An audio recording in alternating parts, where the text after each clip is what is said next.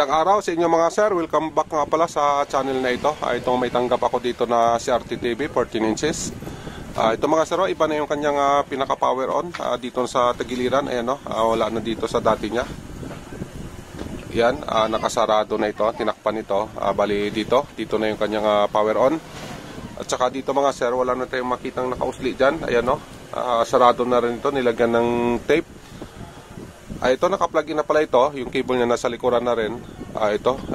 Dito, power on natin ito. Ayan mga sir, okay naman yung kanyang indicator light, dalawa na. Parehas umiilaw. Ayan, may sound na rin. Yan yung kanyang picture, kung napapansin nyo mga sir. Ito, lipat natin ng channel. Yan yung problema. Bali, yan yung pinapagawa sa atin ng may-ari. Ito mga sir, share ko lang sa inyo kung ano ang naging problema nito. Bakit ganito yung kinalabasan ng unit na ito, yung kanyang picture. At saka dito nga pala mga sir, may napansin din ako dito sa likuran niya. Ayan mga sir, yung kanyang audio video, ganito na yung posisyon. Pagkatapos yung tuner niya dito na rin sa itaas, na dati dito kasi ngayon din nandito na. Malamang ito mga sir, iba na yung driving board nito. Siguro kasi sa ganito na itsura ng audio video niya, pang universal board ito. Malamang na na ito, na palitan ito ng ibang board. Ito mga sir, buksan ko lang, alamin natin kung ano naging problema nito. Ito mga sir, na natin. Ayan, kung napapansin nyo, iba na yung board na ginamit dito. Hindi na ito sanyo. Bali universal board na ito, pinalitan na ng board. At saka ito mga sir, yung kanyang tuner, ayan, naka-extension na ito. Kasi ito ang purpose nito, para mailagay dun sa sa labas itong kanyang tuner. Kasi pagka ganito kasi na board, na iba na yung board na nilagay, ganito talaga ang mangyari. Kasi ginagawan na lang ng paraan na ito makalabas, mapagkasya yung board na ito. Bali, ang gawin natin dito mga sir, kasi ang suspitsya ko talaga dito, may kinalaman ito sa yoke dito. Kaya ito muna yung uunahin natin na i-check, itong kanyang yoke na ito. Bali, ang gawin natin dito mga sir, tatanggalin natin ito para matanggal natin yung yoke niya, para ma-check natin. Bali, ganito lang mga sir, hilain lang natin ito. Yan, ganyan. Pag natanggal natin ito, itong kanyang sintering, luwagan natin ito para mahila natin palabas. Ito, natanggalan natin. At saka ito mga sir, dito sa mismong yoke na ito, ayan, may lock din yan. Luwagan natin yan. Yan, para mahila natin yung yoke na ito. Pero bago natin hilain yan, tanggalin muna natin itong connection niya dito. Ito mga sir, ayan yan, tanggalin natin ito. Pag natanggalan natin ito, hilain natin ito. Ayan, ito na, ito yung i-check natin. Ito mga sir, tingnan natin yung kanyang yoke. Bali dito lang tayo mag-focus dito sa loob na ito, kasi ito yung kanyang horizontal. Bali yung terminal nito, ito mga sir, itong dalawang paa na ito, ito. Bali ang nito dito yan, sa loob. Pag nagsukat tayo dito, bali ang masusukat natin yung nandito sa loob. Pag halimbawa na nagsukat tayo dito sa dalawa na ito naman yung dito sa labas. Ito dito mga sir, ayan, tsaka dito. Bali nakaparallel lang ito ang connection nila. Bali ang nangyari dito, pinagsama itong dolo nito, dito kinabit, at ganun din dito sa kabila. Yung dolo nito at saka dolo din nito, pinagsama din, kinabit din dito. So dito na area na ito, hindi tayo magpo-focus dito, kasi base doon sa picture na kinalabasan niya, walang problema dito itong kanyang vertical section. Bali ang focus natin mga sir dito lang, dito sa loob na ito. Pero yan, sa nakikita natin, wala naman tayong nakitang may sunog dyan. Yan, malinis naman ito. Pero hindi pa rin tayo kumpiyansa mga sir, kasi kung hindi man natin makita dito sa ibabaw, ang problema yung nandun sa baba o nandun sa pinakaloob niya, yun ang hindi natin makita. Kaya ang gawin natin dito, mag-a-actual tayo na ganitong yoke din na pang 14 inches. Okay lang naman kahit anong klaseng yoke, basta pang 14 inches, kasi yung driving board naman na gamit dito, ayan, universal. Wala namang problema, kasi ma-adjust naman natin kahit anong yoke ang ilalagay natin, basta pang 14 inches lang. Ito mga sir, kukuha muna ako ng ibang yoke. ikukumpara natin. Bali ang gawin natin, i-read natin to. Itong kanyang, ito, horizontal terminal. Itong line na ito, dito yan. At saka ito, i-read na rin natin ito para may reference kayo. Kukuha lang ako ng pang 14 inches na ganito rin pag kukumpara natin yung reading nila. Ito mga sir, may nahanap na ako na pwede natin i-testing. Ito, galing ito sa LG. Ayan mga sir, maganda pa naman ito. Ito. Yan yung kanyang terminal. Ayan o. Bali ang gawin natin mga sir, ikukumpara natin yung reading. I-read natin to, i-read din natin ito. Titingnan natin yung kanyang pagkakaiba. Yung ating multimeter nga pala, iset lang natin sa buzzer mode. Ito mga sir, naka-buzzer mode na ito. Ayan o, yan. Una nang i-read natin ito, itong sa kanya. Bali dito muna tayo mauna sa kanyang horizontal terminal, itong dalawa na nasa itaas. Dito, dulo-dulo lang tayo mga sir. Ayan, ganyan. Yung reading natin dyan, nasa 11.3 ohms. Dito sa kabila, dito sa ipapalit natin o ititesting natin. I-read muna natin ito. Titingnan natin yung pagkakaiba. Ayan mga sir, yung pagkakaiba 3.8. Masyadong mataas yung pagkakaiba. Dito tayo sa kanyang vertical na terminal, itong dalawa na nasa baba. Ang multimeter natin, ganun pa rin, buzzer mode pa rin, ganyan. Dito mga sir, reading natin ito. Ayan, di makakontak yung natin kasi medyo kalawang ito. Ayan. Ayan mga sir, yung reading natin nasa 15.7 ohms. Yan, sa vertical section ito. Dito tayo sa kabila. Dito. Ayan mga sir, 12.6. Yan. Ayan, kung napapansin nyo mga sir, magkaiba yung reading nila kasi nga magkaiba naman ng kasi ito, ng winding, o magkaiba yung kanya-kanyang driving board. Ito kasi pang LG, ito naman kasi pang Sharp. Pero yung napansin natin kasi yung dito sa kanyang horizontal, medyo mataas ang reading nito. Ayan nasa 13. Ayan mga sir, malayo yung agwat nila. Dito kasi sa isa, ayan lang, nasa 4. Ayan. Ayan mga sir, nasa 3.8 ohms lang or 3.7. Ayan lang yung reading. Bali ang gawin ko dito mga sir, kasi nga hindi naman talaga natin matanaw kung ang may sunog ito o kung ano ang problema nito. Para maalis yung pagdududa natin, ang gawin natin ito, magtitesting tayo, ititesting natin ito kung ano ang kinalabasan, kung mag-okay siya. Kasi karamihan kasi ng suspitsa ko pag gano'n na problema, ang dahilan ito, itong yoke na ito, itong kanyang dito na area na coil. Ito mga sir, i-testing ko lang. Ito na mga sir, na lipat na natin yung wire nito. Bali ito na yung wire na tinanggal natin dito. Ito na, nilagay natin dito sa ipapalit natin. Yan, at saka yung wire naman dito, ito pinotol na natin.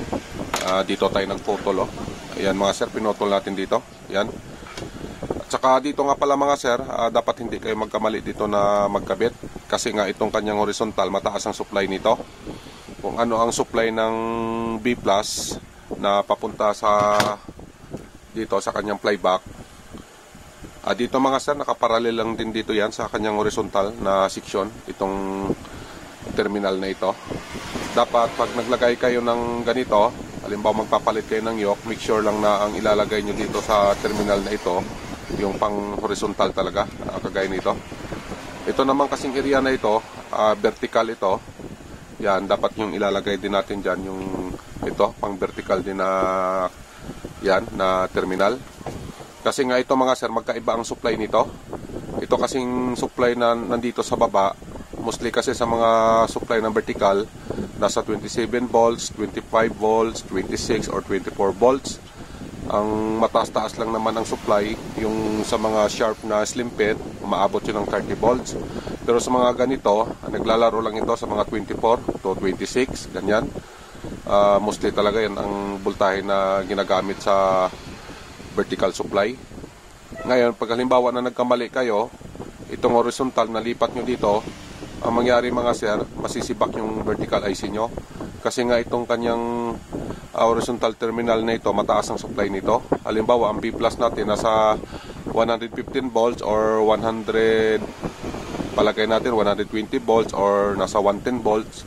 Yun yung pumapasok na supply dito, mas mataas dito. Dito 27. Ngayon pag nabaliktad mo yan, ang mangyari, puputok yung vertical. Ganun lang mga sir, dapat ay presence of mind lang sa pagpapalit ng yoke. Ito mga sir, ready na ito. Ang gawin natin, i-actual natin dito sa ginagawa natin. Ito mga sir, yung pagbalik nito, kung ano yung pagkalas natin, yun din yung pagbalik. Bali ito yung huli natin na kinalas o inalis. Ito din yung uunahin natin na ibabalik. Ganito lang mga sir, yan. Ibabalik natin yan. Yan. Ito, ano lang natin ito konti, higpitan lang konti kasi i-adjust pa natin kung halimbawa na okay na yung picture doon. Kasi pag halimbawa kasi na tabingi doon ang kanyang picture, pwede natin ma-adjust dito, pwede nating ikutin ng ganyan o ganyan para ma-align yung kanyang picture. Kasi pagka ganito kasi hindi talaga natin perfect na okay yung alignment doon, so kailangan hindi masyadong maigpit para sa pag-align. Ito mga sir, pagkatapos nito, isusunod natin yung kanyang sintering, yung ito. Yan. Ganon din ulit yung gawin. Hindi muna natin ito higpitan. Yan, para sa alignment. Ang pinakalas mga sir, ito na. Ito yung itong kanyang CRT socket. Ito. So ito mga sir, ito, may guide naman ito. Hindi naman ito papasok kung hindi tatama sa guide niya. Ito, tingnan nyo lang. Ganito yung kanyang itsura. Yan, estimated lang. Dapat ganyan yung paglagay. Yan mga sir, ayan na. Pagkatapos niyan, ito, yung kanyang horizontal, dito, ilalagay natin ito dito mga sir. Ito, mayroon naman siyang ano dito, maraming paayan. Yan. Ang purpose kasi yan, karamihan kasi sa mga universal may ganito talaga para sa pag-a-adjust ng kanyang horizontal size. So, ang gawin natin mga sir, ilagay lang natin ito dito sa pangalawa lang muna. Dito mga sir, sa pangalawa lang tayo. Ngayon, pwede naman natin ito malipat magmula dito sa umpisa hanggang dito sa dulo. Depende doon sa picture. Kung halimbawa na okay na yung size niya, kung saan tatama yung tama na sukat, doon natin siya ilalagay. So sa ngayon, ito dito muna natin ilagay ito sa pangalawa. I-adjust na lang natin pag matisting natin. Pagkatapos mga sir, ito na, ilagay na natin ito. Ito, dito lang mga sir. Dito sa kinuhaan natin kanina, dyan din natin ibabalik. Yan, ayan, okay na. Ayan mga sir, naikabit na natin lahat. Ang gawin natin dito, plug in natin, try natin kung tama ba yung suspitsa natin na yun ang sira. Ito mga sir, ilagay ko lang ito sa loob. Ganyan. Ito, testing na natin. Ito mga sir, plug in na natin itong ginagawa natin. Sana tama yung suspitsa natin. Ito yung ating outlet. Power on natin ito. Ayan, may power na. Yung volts natin nasa 227 volts. Naka 60 Hz tayo. Ito mga sir, plug in natin ito. Ito, naka-plug na. Dito tayo sa kanyang side switch. Nasa side kasi ang switch nito. Dito. Yan. Yung ating indicator light. Ayan na. Antayin lang natin mga sir yung kanyang resulta. Ang kinalabasan. Ayan mga sir. Ayan. Nag-okay na. Ayan, confirm natin na yun talaga ang problema. Yung kanyang yoke, tama yung hinala natin or suspitsa natin na ang problema nito ito. Ayan mga sir, malinis ito tingnan. Wala naman bakas ng sunog. Ayan. Bali, ang problema nito doon sa loob na hindi natin makikita. Kaya ang ginawa natin, nag-actual tayo. Pinalitan natin ng ibang yoke na pang 14 inches din kasi 14 inches yung ginagawa natin. Ito na yung kinalabasan niya. Ayan, nag-okay na. At saka ito mga sir, mag-a-adjust pa tayo. Kasi nga, yung vertical size niya dito, ayan, may itim dito. At ganun din dito sa baba. At ganun din yung kanyang horizontal size. Ayan, may awang din na konti. Bali, ang gawin nating i-adjust dyan, sa remote na lang kasi konti lang naman yan. Pwede nating i-adjust yung kanyang vertical size dito sa remote. At saka itong side na ito, ang horizontal, bali ang gawin natin, i-adjust natin yung kanyang B+. Ituturo ko sa inyo mamaya kung paano mag-adjust ng B+. Bali, unahin natin, ito muna, itong vertical size na ito. Ito mga sir, gamitan natin ng remote. Dito mga sir, pindutin natin. Ayan, kung nakikita nyo yan, ayan may maliit dyan na butas. Tusukin natin. Ito, tusukin natin, itutok natin dito sa sensor ng TV. Ayan mga sir, lumabas yung kanyang factory. Ayan. Ayan. Bali, dito tayo sa kanyang vertical size. Dito mga sir, baba natin. Ayan, nasa vertical size na tayo. Angat natin. Ito, ang number 4 na ito, taasan natin konti. Yan, 5. Tsaka, ayan mga sir, kung napapansin nyo, hindi pantay. Mas makapal yung block dito sa taas kumpara dito sa baba. Kaya ang gawin natin na sit up dyan, punta tayo dito sa dito mga sir, yan, vertical line. Yan, baba natin, nandito tayo sa vertical size. Bababa tayo dito. Ayun mga sir, andito na tayo. So ang gawin natin, i-align natin itong kapal ng block dito. Dapat ganon din dito sa baba. Ito, ang 22 na yan, try natin na pataasin. Yan, hindi. Bumaba yung block dito. So ang gawin natin, pataasin natin. Ayan mga sir, ayan. Ayan mga sir, kung napapansin nyo, ayan yung block dito at saka block dito sa taas, pantay na. Ayan. So ang gawin natin, punta tayo ulit dito sa kanyang vertical size para ganyan sabay silang bubuka. Ito, akyat natin dito. Nandyan na tayo mga sir, number 5 ito. Ang gawin natin, pataasin natin. Gawin natin number 6. Yan, number 6 na. Ayan na, nawala na yung block dito. At saka yung baba, nawala na rin. Lagay na lang natin sa number 7 para sure ball tayo. Kasi pag naglagyan natin ng cable yan, medyo nag-iiba pa yan. Kaya lagyan natin ng allowance. Instead na 6, ayan, sakto na sa number 6. Gawin natin number 7. Yan, naka number 7, okay na yan. Saka yung pangalawang gagawin natin, ito yung side niya. Kunti lang naman ito mga sir. Bali ang gawin natin dito, pipihit lang tayo ng ng kanyang secondary na supply o yung B+ supply.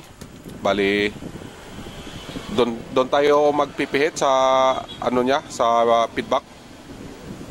Ayan, okay na yan. Bali ang gawin natin dito sa remote, pindutin natin ito para mag-lock na yung seating natin. Dito mga sir, tutok natin. Ayan, nag-lock na siya. At saka kung napapansin nyo mga sir, ito, yung kulay green na yan, i-align pa natin yan doon sa likuran para pumantay yung kulay blue na yan. Pero bago yan, ito muna, ay isa-isa lang. Pagkatapos nito, isusunod natin to.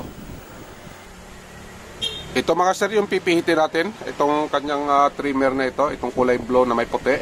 Pipihitin natin yan para maalis yung kunting itim doon sa kanyang horizontal. Ito, bali ang mangyari nito mga sir, tataasan natin yung kanyang B+. Yan. Ito iharap ko, tapos pipihitin ko ito. Pansinin nyo yung doon sa screen kung nagbabago. Dito tayo mga sir, abangan natin dito. Dito na yung kulay itim na maliit na yon. Ito naka power off pala, i-on ko lang yung side switch natin. Ayan, antay-antay lang natin. Ayun na mga sir, ayan yung kanyang kulay itim na yan. Ayan, dyan. Ito, pihitin ko lang. Pansinin nyo ang pagbabago. Bali, ang gawin natin dyan, adjust natin ng pataas. Ganyan, yung adjustment natin. Ito mga sir, ito yung gamitin ko. Pihitin ko lang yon, saglit lang. Ito mga sir, pihitin ko. Ngayon, pag halimbawa na binawasan ko yan, liliit yan, yan, ganyan mga sir. Oh.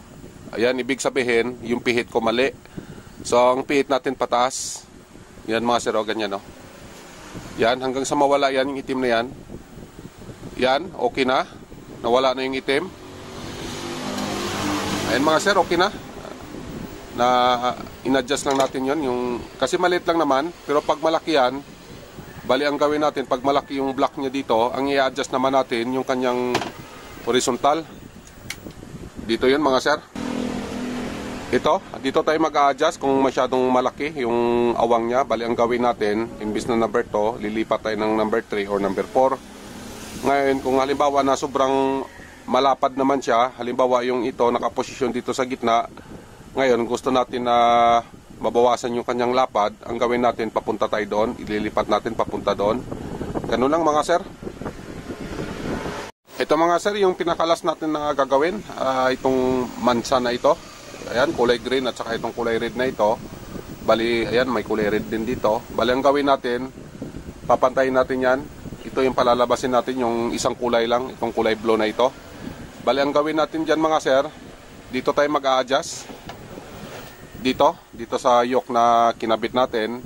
At saka dito sa kanyang sintering. Ito yung i-adjust natin.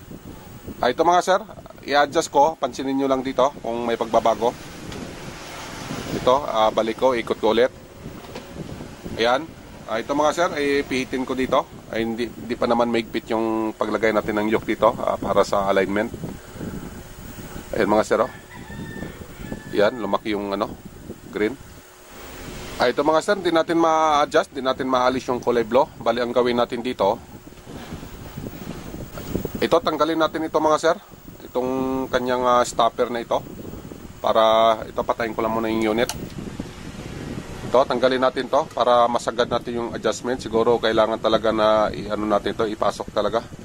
Kasi pag halimbawa may stopper dito, hindi maalis yung, yung mansa na yon. Yan, tanggalin natin yan. Katapos i-adjust natin ulit. Ayan mga sir, tanggal na. So yan, maluwag yan yung ating yoke na yan para sa alignment. Ito, higpitan lang natin konti, masyadong maluwag. Ayan mga sir, okay na ito. Pwede na tayo makapihit-pihit, ganyan. Tama lang na mapihit natin. Ito ay power on ko ulit. I-adjust natin ulit. Yan, naka-power on na yan. Ayan mga sir. Yan, tabingi siya kasi yung yoke natin di pa naka-align. Ito. Yan, ganyan. Ito mga sir, hindi natin ma-perfect yung pag-align. Ayan kung nakikita nyo, hindi pa rin pantay yung kulay blue niya. Kasi mostly kasi sa mga ganito, baka may tama na rin yung kanyang picture tube. O di kaya, baka ito may kinalaman din kasi pag walang takip. Naano sa kasi sa mga metal na i-expose kaya nagkakaganyan yung kanyang kulay. Bali ito mga sir, kunti lang naman yan, hindi naman ganong halata yan pag may cable na, pero okay na rin yan kasi kaysa magpalit pa tayo ng picture tube. Depende na lang yan sa may-ari.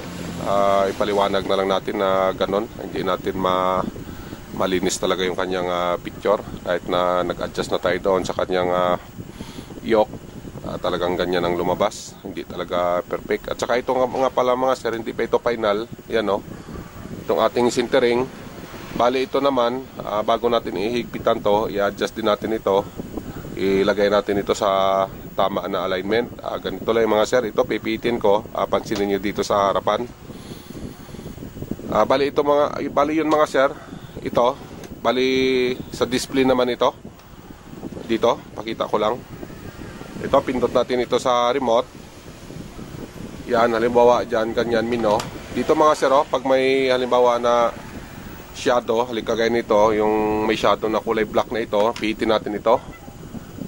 Yan, para yung shadow nya. Ayan mga sir, nawala yung shadow na black. Pag nawala na yan, yan, at saka gano'n din sa iba, yan, okay naman. So, pwede na natin yun i-fix. Ang gawin natin, i-lock na natin siya. Ayun mga sir, okay naman yun na, yung kanyang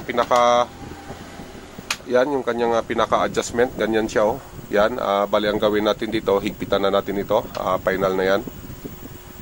Ito mga sir, penalties na tayo. Yung ating cable nga pala andun na rin sa likuran. At saka ito naka-plug in na rin. Dito tayo sa kanyang power switch. Power on natin ito. Ayan mga sir, at antayin lang natin yung kanyang picture. Ayan yung kanyang sound. Ayan mga sir, yung kanyang picture. Ayan, okay naman to. Ayan no, okay naman yung kanyang kinalabasan. Hindi naman nalata yung kanyang mansa. Yan. Yan. Ito yung kanyang volume. Testing natin. Ayan mga sir, okay naman. Yan.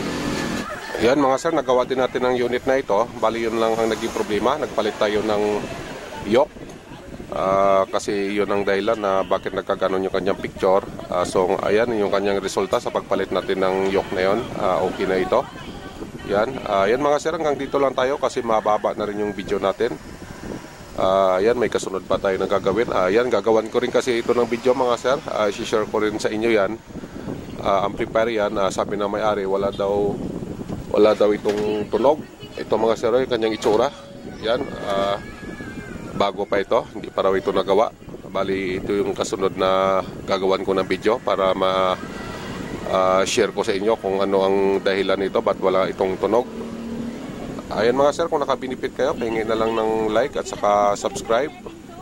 Yan, mag-iingat kayo lagi. Mabuhay kayong lahat. God bless sa inyong lahat. Bye-bye.